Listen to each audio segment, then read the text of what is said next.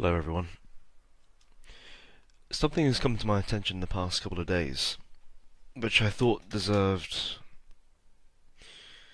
just a bit of thought, and that's the idea of Europeans and Islam and any sort of synthesis existing therein, or any possible synthesis. Um, Now I've made this point before. I don't think Islam will take Europe ultimately. Um, in 100 years they'll have the numbers, uh, but not as soon as a lot of people seem to think. Regarding, if you look at statistics for immigration and demographics and all these sorts of things, um, you have to break it down into various other minorities. I mean, especially in England, um, the majority of non-British, non-English in London are not Muslim. They come from other places, and most of them are atheists or Christians. So, but obviously we know there is a collapse of sorts coming. It will come in various ways, but there are hard times coming within the next 50 years. Geopolitically, this is clear. Economically, demographically, it's clear. Um, and Muslims will be a major player in that. Now, for Europe to be Islamized would require such extraordinarily, so far historically unforeseen bloodshed. You would have to dismantle Europe at an almost metaphysical level, more so than it already has been.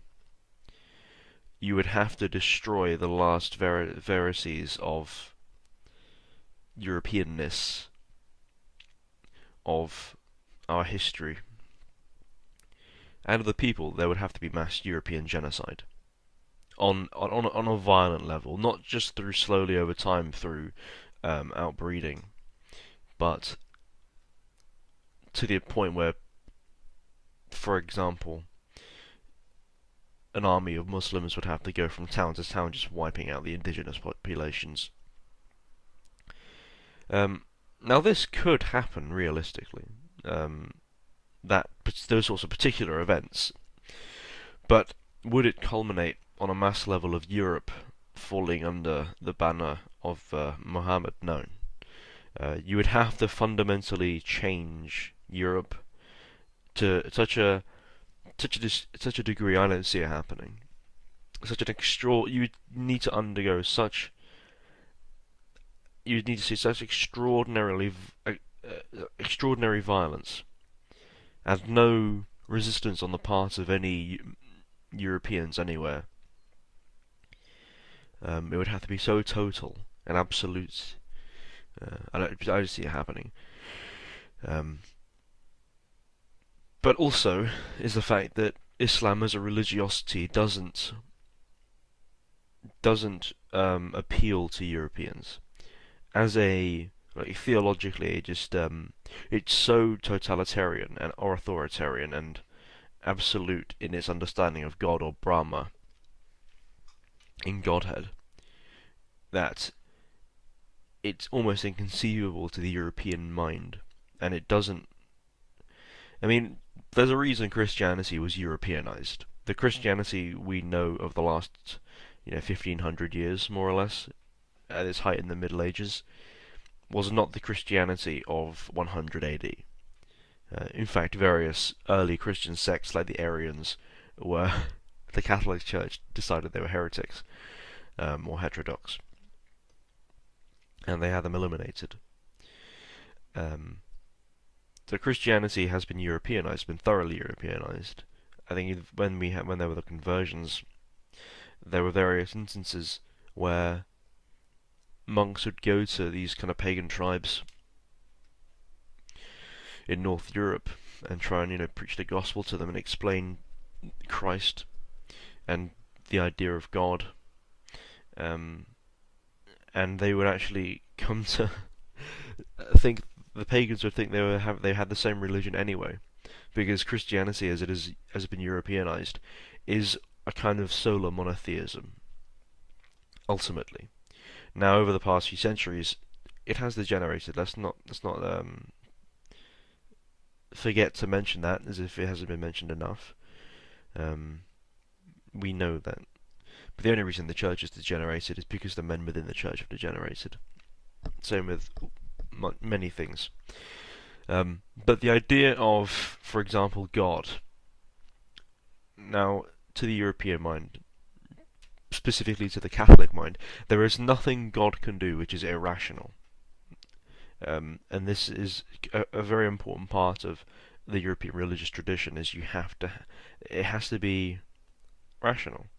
There has to be a clarity which man can understand as a divinely inspired creation. So, God could not, for example, create a boulder he himself couldn't lift. In Islam, there are no restraints. Allah could do that. Um, Allah exists beyond rationality, beyond logic. A Christian would say God is logic. Allah exists beyond logic. We are dealing with a different type of metaphysics, which Europeans have never really encountered before. And that's because it's not a reflection of ourselves and how we are, and how we want to see the world through our own specific and unique lens. So if Islam was to take Europe, you would have to have a sort of synthesis. Either the genocide and violent destruction of almost everything European, going back 4,000 years, like what ISIS are doing right now in the Middle East, regarding Assyrian and Sumerian kind of archaeology, just destroying 4,000-year-old temples and all that sort of thing.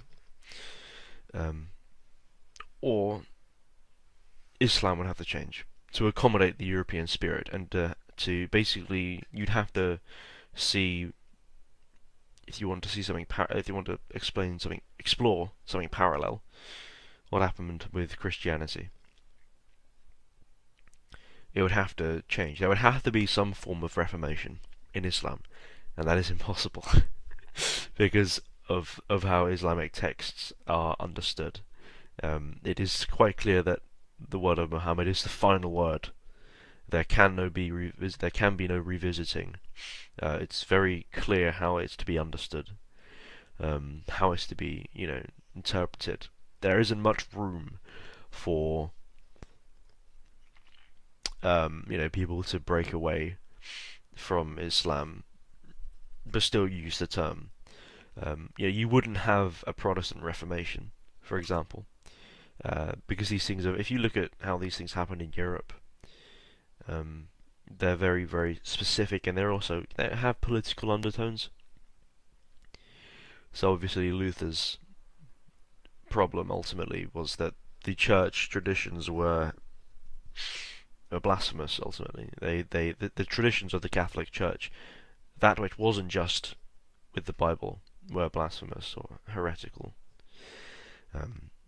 So you therefore have this idea that everything is contained in the Bible, everything, and that's it, which is Protestantism ultimately. Whereas in Catholicism, you have all the traditions of the Church, you have the history of the Church. For the Trinity, for example, is not found anywhere in the Bible, and yet it is an idea which has been arrived at by philosophers and theologians under Catholicism. Such a thing, you wouldn't really have this in Islam. There are, of course, different sects of Islam, Sufis, Shias, Sunnis,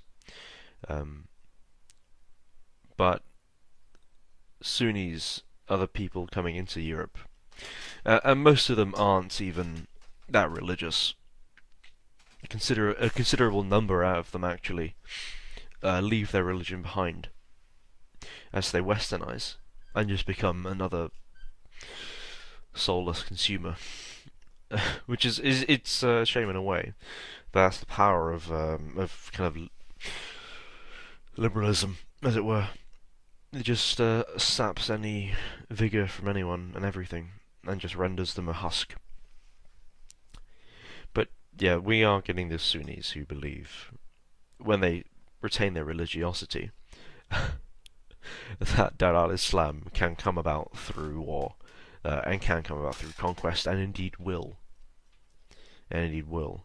So, you won't see a reformation. It will be either one or the other. Either, what are our possible scenarios? Islam destroys Europe, which I've pretty much ruled out. Personally, I don't think it's going to happen. But let's give the conquest a benefit of the doubt,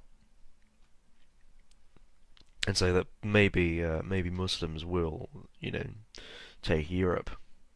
Good heavens. Or they are kicked out ultimately. They leave as quickly as they came in, through mass immigration or migration back to where they fucking came from. I see that as a likely scenario. Over the next century or 2 centuries, you will see mass migrations back to Africa and the Middle East. You might see some pockets survive, and I think there will be like genocide of some description. There will be instances where, if there are like Muslim ghettos somewhere, they will just be slaughtered. So, yeah, that's the kind of political perspective. I wanted to get onto the individual perspective as well, because I think that's more intimate and it's more immediate. We can fucking guess about metapolitics in history all we like. I was speaking with a friend. I won't disclose his name because that's not the point I want to make. And we both agreed that if me and him felt the pull of Islam to the point where we would want to convert, we would both kill ourselves. And I think, ultimately, and I know there are lots of reactionaries, traditionalists, minded men, young men, who see Islam right now as an attractive force. It is conquering, powerful, it abhors degeneracy, and so on and so on. In my view, ultimately, Islam only appears strong because we are in such a position of weakness. It's about perspective. Islam, I don't think, is in any sort of strong position. Ultimately, it is only strong because liberalism is weak. If we discard liberalism, if we discard egalitarianism, nihilism, ultimately, then Europeans we will look down upon them, as we have done historically. Also to consider the only force in Europe's history which has actually been able to contend with Islam on an even footing and more was the Christianity of the High Middle Ages. Nothing else has been able to do it. Muslims wiped out the pagans they came across like a knife through butter. And it was only after 400 years of political hell that Europeans were able to muster under the banner of Christendom. And obviously you have then the Battle of Tours and Charles Martel defeating the Umayyad Caliphate, sending it back where it fucking belonged. Now, we can obviously look back on these sorts of events with a very romantic lens and say, oh, it's the pure white radiance of European Christendom fighting back against these savage, demonic Muslims. Martel was a saint. It isn't as simple as that. Martel was a political campaign. There were, of course, those undertones that we can look back and see with hindsight. But to him, it was just another battle. And a lot of people misunderstand this about how the Umayyad Caliphate took Spain, Italy, a significant portion of France, and elsewhere. It was because the local kings whose territories these were weak and inefficient and ineffective. They just didn't have the bodies or the strategy to withstand the caliphate. So it wasn't. We could go on and on about whether or not Christianity is to blame for anything. That itself is rather a. I won't get into that another time. So yeah, Islam looks strong to a lot of people, and they feel its pull because we as European men want we respect strength, we respect clarity and honesty, and Islam has these things to an extent. I will say that Islam, it's only a matter of time before Islam really falls to the same kind of traps Christianity has. And you're seeing this already with the amount of Islamic immigrants who come in to have children into Europe, and how irreligious their children are, generally speaking, and how westernized they become, and how they are losing their religion very quickly and almost liberalizing. We did a podcast, the first episode of the Plebeian podcast, this series, about Islam in Europe, and we discussed this idea of European Islam, which is a new idea of you mix basically the Enlightenment values and Islam together, like trying to mix water and lava. But you mix them together somehow, and you end up with something, just a kind of almost an SJW like inspired Islam, progressive Islam. It's kind of silly. And the only people who actually subscribe to it are rather Western. They're just westernized sons of immigrants looking to retain their kind of culture so they can be oppressed in a kind of, that progressive dialectic, and yet still not be totally contrary to how everyone else acts around them. But I think it's only a matter of time before Islam really does succumb to that fate. If one is looking at it from a larger perspective, my view is, like I've said, pessimistic regarding Islam. For Islam, it is a pessimistic view. For Europeans and myself, it's optimistic. I don't think Europe will fall to Islam, but nevertheless, it's about salvation, and a lot of people, my friend included, they seek that, inheriting the kingdom of heaven as the earth has been forgotten. I think the only way to do that is through Christianity. Revive the church. Get rid of all these fucking cucks in the church and replace them with reactionaries. Replace them with people who have a loyalty to Europe and to their own countries and to their own families and to their own selves. People who are untainted by liberalism, who are uncorrupted, whose vision isn't blurred by humanism. I think ultimately that's what it will take. And I know that a lot of converts going into Christianity right now are conservatives, which is good.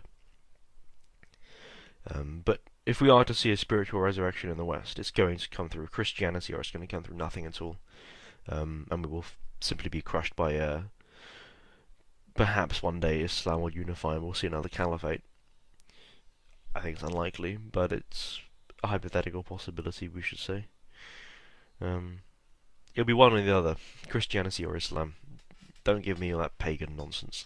I have friends who are pagans, many friends who are pagan. I would be considered to some extent pagan-inspired, but goodness gracious, don't be fucking stupid. Paganism isn't coming back. Christianity still exists in some exoteric forms. It's just a matter of replacing it, the essentials. It's like you have like a car or something and the battery's worn out. You need a new fucking battery. That's ultimately what's happened to Christianity. As for generally, just realised we're going on 20 minutes.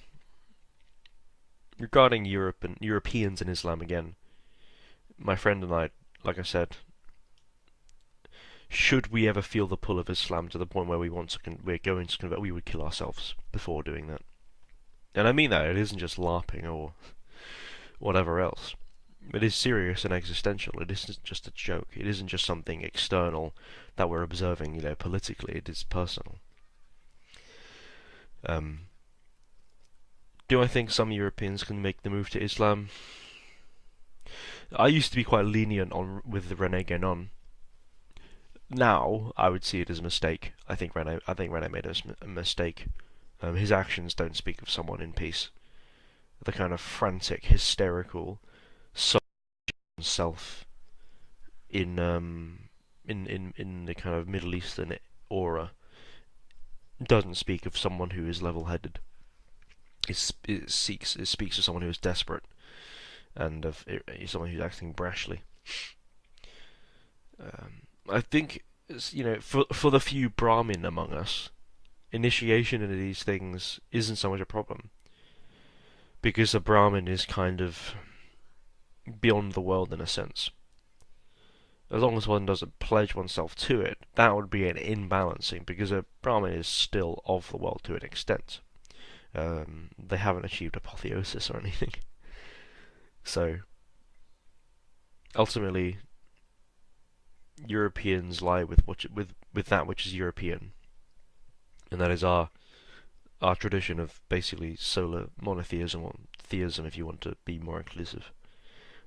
Which is manifest first through our pagan tradition, our Aryan pagan tradition, and then through Christianity, which is an Aryan tradition. It's just like many other things, though, it's been corrupted by modernity. But it can be uncorrupted, it can be fixed. There are things we can do to correct that process. I'll leave it at that. This video will take fucking hours to upload. Alright, thank you for listening.